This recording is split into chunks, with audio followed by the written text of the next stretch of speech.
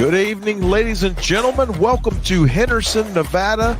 The Dollar Loan Center is the site of tonight's Western Conference matchup here in the IFL. It's your Northern Arizona Wranglers against the Vegas Nighthawks.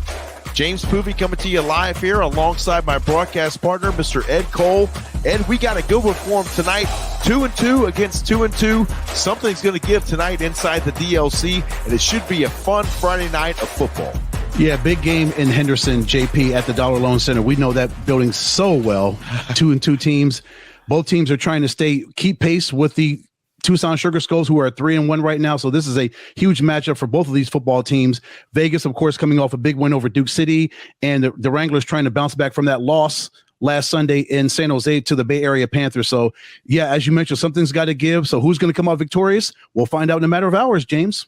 The Wranglers took care of business a couple of weeks ago up in Prescott Valley against these very same Vegas Nighthawks, but a few transactions have taken place since then, so a couple of different looks on both squads over the past couple of weeks. So it should be an interesting matchup tonight, and we're excited to bring you the pregame coverage right here on the Northern Arizona Wranglers YouTube channel. Stay with us. We'll take a short commercial timeout, and when we return, we'll visit with the voice of those Vegas Nighthawks, Mr. Ben Wilson, our good friend. Always great to catch up with him, and he'll get us updated on everything going on there in Henderson, Nevada with those Nighthawks. Stay with us here on the Northern Arizona Wranglers pregame show. We'll be right back and visit with Mr. Ben Wilson when we return.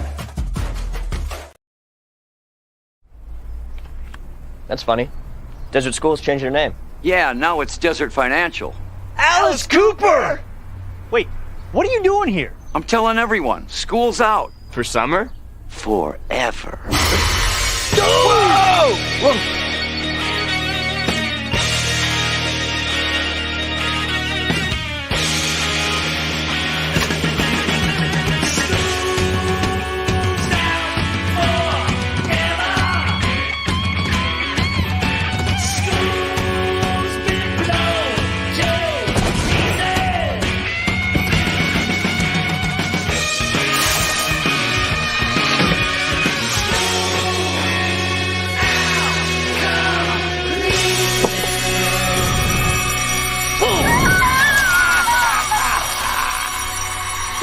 Dude, put your card in. You got a voice, Molly. Use it. Do it for the phone. Let's do it for the phone. They do so much for you. When they're out there all alone, there's something we can do. T-Mobile, look at these maps, they don't lie. And faster speeds nationwide. Let's do it for the phone. We welcome you back here on the Northern Arizona Wranglers pregame show. James Poovey coming to you alongside my broadcast partner, Mr. Ed Cole. We're pleased now to be joined by the voice of the Vegas Nighthawks, Mr. Ben Wilson, joining us here on the program. Ben, always great to visit with you, my friend. We got a great battle on tap tonight, 2-2 against 2-2. It looks really good on paper anyways.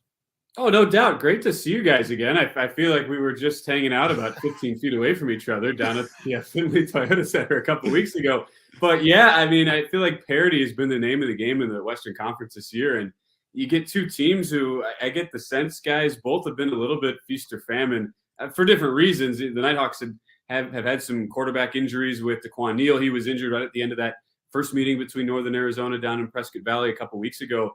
So they've tried to battle through having a new quarterback come in, a rookie in Joe Mancuso, who struggled in his first start. But I really felt like the bye week came at a great time for the Nighthawks. They're 1-2, upset home loss to San Diego, but they're able to get some guys healthy, get Mancuso a little bit more settled in. And he looked so much more confident in his second start, which was last Friday. Much needed win against Duke City. Nighthawks defensively showed a lot of improvement, and that'll be the big key to tonight. I mean, you guys were there. It was really a coming out party for the Northern Arizona offense. And I mean, Ramad Jaquiel Bowman was basically unstoppable in that game. So that's a big question. How much improvement will we see from the Nighthawks, and how can they slow down a Northern Arizona team that really did whatever they wanted to in that first meeting? Ben, when you look at your defense, Vegas's defense, they were able to hold Duke City to just 26 points. That's a really hard thing to do in this indoor football league. Hold them to 92 yards of offense. What did you see from your defense last Friday night that really impressed you and made you think, wow, this is a really good defense that we have here in Vegas? Yeah, Ed, the big thing for Vegas, it's been the pass rush. And last year, if you looked at their roster on paper, the strength was probably on the D line, but they only ended up with 4 sacks the entire season. So they really struggled generating a consistent rush. And as a result, it kind of let out their secondary members to dry. But this year, what was interesting actually for last week, and it's kind of transitioned for this year, the D line guys they've brought in have been really solid. They brought in Jamal Johnson, actually just got signed by the XFL to San Antonio. So he at least was not with the team last week. As you guys know, former Northern Arizona Wrangler, actually made his IFL debut against the Nighthawks last year. So he's provided a big addition. What was also interesting was they signed Byron Cooper, who had just been cut by Duke City. So Cooper comes in, makes his team debut against Duke City, and he gets a sack last week. So already the Nighthawks have doubled the number of sacks from last year, and we're sitting 4 games into the season, so 8 sacks already. That they and the Wranglers are tied for first in the league, and that's been a big difference because it's a super young secondary, and that's the big, I guess, if you're talking about adversity trying to overcome midseason, the one thing the Nighthawks have that a lot of other teams don't, it's a head coach with pretty deep CFL ties in Mike Davis. So what a lot of these guys have opportunities is to get that next level chance with a CFL team. So they just had Kalen Hicks, who was a 2-year starter and started out with the Wranglers a couple years ago. Hicks just got a contract with Edmonton. He had been one of their stud veteran DBs anchoring things to start the year. Mr. Harriel, who had an interception, as you guys remember, in the Northern Arizona game to keep Vegas alive late, he just got signed to the XFL. So they've had to replace probably their 2 most veteran DBs. And they're still really, really young at that position, but they made up for it in that last game, Ed, with the D-line play. And that's really the thing that stood out to me the most. Ben, what would you say, maybe percentage-wise, is going to be the difference in the Vegas Nighthawks team that we see tonight here in Vegas, or in Henderson, I should say, than we saw a couple of weeks ago in Prescott Valley? Yeah, I think the big difference, it's probably the depth in the wide receiver core. Nighthawks started off the year super banged up there. And Quentin Randolph has been the huge addition, as you guys well know, and is continued to be amazing. I mean, his numbers rank in the top 10 pretty much across the board so far. But it's been finding that consistency. They had Frank Brown, who was their leading receiver last year, had a fractured ankle against Massachusetts. So he's now fully back and fully healthy. And they just got Jordan McCray back. He finished the year as the team's leading receiver a season ago, and he had 13 touchdowns in only 9 games. The guy's 6'6", played at Oklahoma State, had a really high ceiling, but had a lot of injuries coming out of college. So he's been able to refine his game now that he's back to fully healthy. And that's given whoever's under center, it's given them a lot more options too. So it's definitely going to be a different look because you have the vertical threat of a McCray. You now also add in these defensive line pieces. So a couple guys who were not there in the first meeting against Northern Arizona mentioned the guy they just signed in Byron Cooper, and then also Filippo Monkafisi, who was in training camp, had to step away from the team. He's now back. He's only played 1 game for the Nighthawks, but in the 1 game he did play against San Diego, made a big impression. So, James, that's obviously those are a couple pieces. I'd say it's, marginal. You've probably seen, though, a solid 10-15% increase just in the overall production, even in the 2 games since. And I think a big part of that is because you had the bye week as a result, and a lot of guys getting back healthy and into the fold now for the Nighthawks who just weren't really there in that week 2 game against NAZ. BW, you talked about Mancuso making his way as a rookie. We have, of course, 2 rookie quarterbacks on our roster. Garrett Kettle has got the last couple of starts. What have you seen from Garrett as he's making his way, just like Mancuso is? I think both of these quarterbacks have a wealth of talent at the wide receiver position. Of course, Kettle's got Jared Ware Jr., Ramad Jakial Bowman, and Ryan Wisniewski, who had a tremendous game a couple of weeks ago. He got Offensive Player of the Week with his 4 receiving touchdowns, and of course, Jeremy Neal. What do you see from this Northern Arizona Wranglers offense that impresses you? Yeah, it's funny to kind of compare Mancuso and Kettle because I feel like in a lot of ways the arc has been pretty similar, and it's a very small sample size. But Kettle really struggled in his debut, but just getting a week on film for him, just being able to settle down a little bit more comfortable with the playbook. he looked really good. I kind of felt like that was his coming out party against the Nighthawks in week 2. And he's deceptive with his speed. He was able to extend plays, I thought, really effectively, and understanding his weapons, right? And knowing to use them. Sometimes his best weapon is just throwing the ball up and letting a Jeremy or Ramad just go up and get it. So I've been impressed with his growth. And I think there's a lot of similarities with Mancuso. From talking to their coaching staff, they worked a lot just with the footwork and working on the playbook for him. And so, as you know, when you're new in this league, with how condensed the field is, you see the game look really sped up for a lot of these young players. And so Mancuso is a guy who had just unbelievable numbers, over 4,000 yards in his career at Richmond as a quarterback, goes to the CFL. He was a backup for Winnipeg last year, so got really good experience, just didn't get a whole lot of meaningful snaps. He appeared in a few games, but didn't actually throw any passes. So coming in, filling in for a backup or for an injured quarterback in DeQuan Neal, coming in as the backup, you could just tell it was a little bit fast for him in game 1, settled down in game 2. And I think that's really how it's been on the Northern Arizona side. And that's why you've seen them improve. But at the same time, there's going to be those growing pains. You're a young offense, right? And so that's why it's been a little bit feast or famine in my mind when I've looked at the tape on Northern Arizona. But from the opposing team perspective, there's certainly so many weapons that you have to scheme against. And if you're not ready to go, they can put up points in bunches. Ben, has there been a player for your Nighthawks that you've seen that maybe wasn't on the radar at the beginning of the season or during the pregame hype or the preseason hype that has emerged and really stood out to you as a valuable contributor for Vegas? Yeah, I'd say the biggest one, James, is the middle linebacker, Quez Jackson. And there were a lot of question marks about who would lead and anchor that defense. They didn't return many guys from last year. There were only a couple. And one of the mainstays was Javon Ferguson, who was probably the heart and soul of the defense and was expected to be that middle linebacker. Well, a couple of weeks before the start of the season, he gets a CFL contract. I mentioned, all the connections that Mike Davis, the coach and GM, has, having he was a director of player personnel for Saskatchewan in the past. He was a D-line coach for Toronto heading into that pandemic season. So he's got so many contacts there. He gets Ferguson signed with Edmonton, and the Elks have been a team that have signed a bunch of Nighthawk players now over the last year and a half. And so you're sitting there and you're going, okay, well, we just had this defensive leader. Now he's gone, and that's in the middle of the field in the IFL. That is such an important position when you think about just tying together and having the ability to drop back in coverage, rush the passer as well, be a threat sideline to sideline or wall to wall.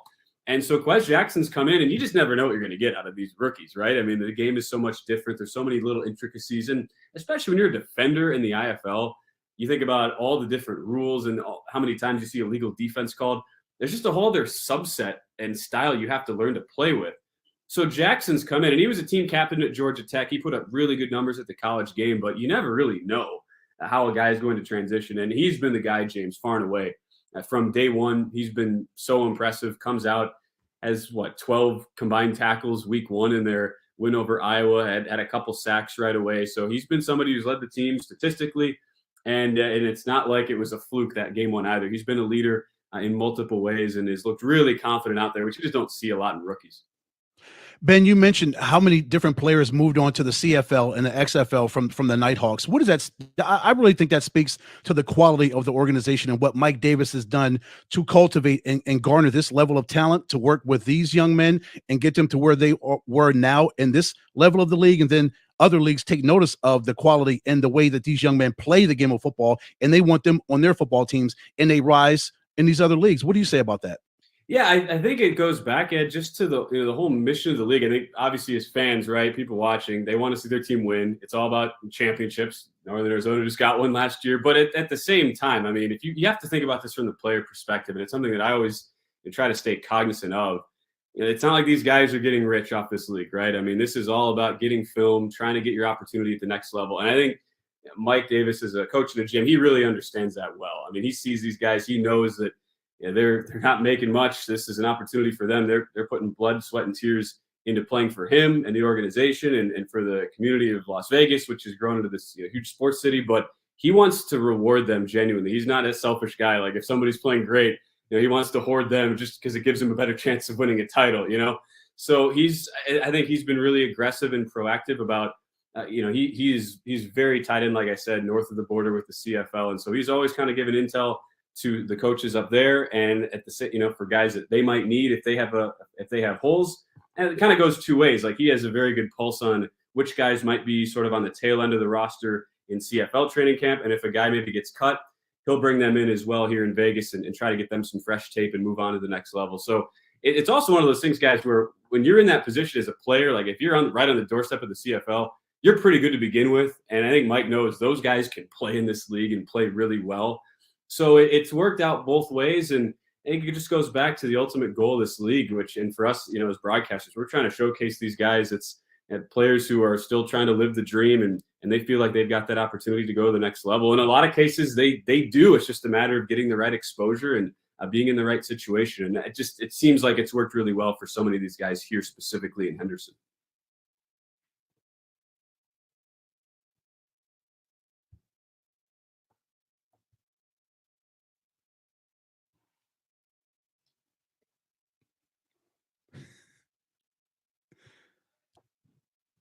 James, you're muted. I think James just asked the best question of the Northern Arizona Wrangler pregame show history. It's just a shame I couldn't hear it. The voice of the Vegas Nighthawks, Mr. Ben Wilson, joining us here on the program. Thank you so much for taking the time out, Ben. We appreciate it. As always, we're looking forward to a great battle tonight between the Vegas Nighthawks and the Northern Arizona Wranglers. They're inside the Dollar Loan Center. One of the best voices in the game. Thank you so much for taking the time out. We appreciate it as always, and we look forward to a great battle this evening. Hey, anytime, guys. You're all the best. Looking forward to it tonight. Stay with us here on the pregame show. We'll be right back and get you set as we check in inside the aforementioned Dollar Loan Center with Mr. Tucker Wells, the Director of Communications for our Northern Arizona Wranglers, and we'll check in field level when we come right back. Stay with us.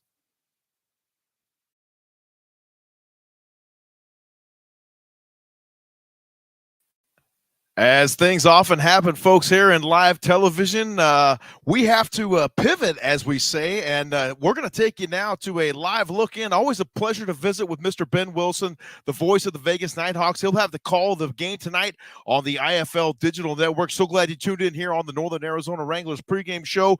You're looking live right now at Massachusetts and the Iowa Barnstormers. Just under a minute remaining there in Worcester, Massachusetts, as the Pirates in command there, 56-36 there late in the fourth quarter. We'll step aside and take a brief timeout. Looks like things are under control there. The Pirates are going to improve on their record here this season. We'll take a short timeout, come back and give you the keys to the game for tonight's game against the Vegas Nighthawks and your Northern Arizona Wranglers. Stay with us here on the Northern Arizona Wranglers YouTube channel. We'll be right back. There's a little piece of magic in the heart of the Verde Valley, where adventure is encouraged. Whether you're whining and dining, rocking and rolling, or pushing and pulling, it's your adventure. Play however you choose.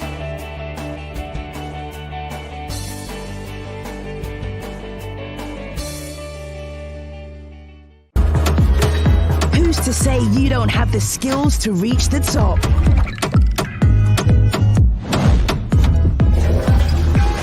Who's to say you don't have power? This is how we do it. This is how we do it for the top. Who's to say you can't own the stage? Who's to say you can't put a team together? Who's to say who's best? The best ever? Or who will be in the future?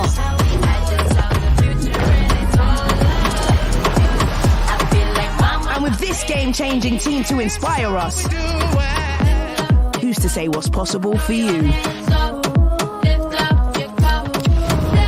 Pepsi, play to inspire.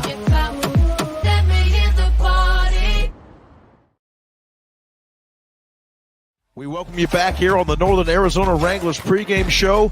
Now we'd like to give you our keys to victory. Ed, what do you got for them here tonight as the Wranglers' keys to victory over the Vegas Nighthawks? For me, James, like I say every week, start off strong, start off fast, whether it's on offense or defense, whatever the coin toss is. If you start on offense, start off strong offensively. If you're on defense, play aggressive defense. If it is offense, I want them to do better than they did last week in San Jose. They fumbled the ball 4 times, James.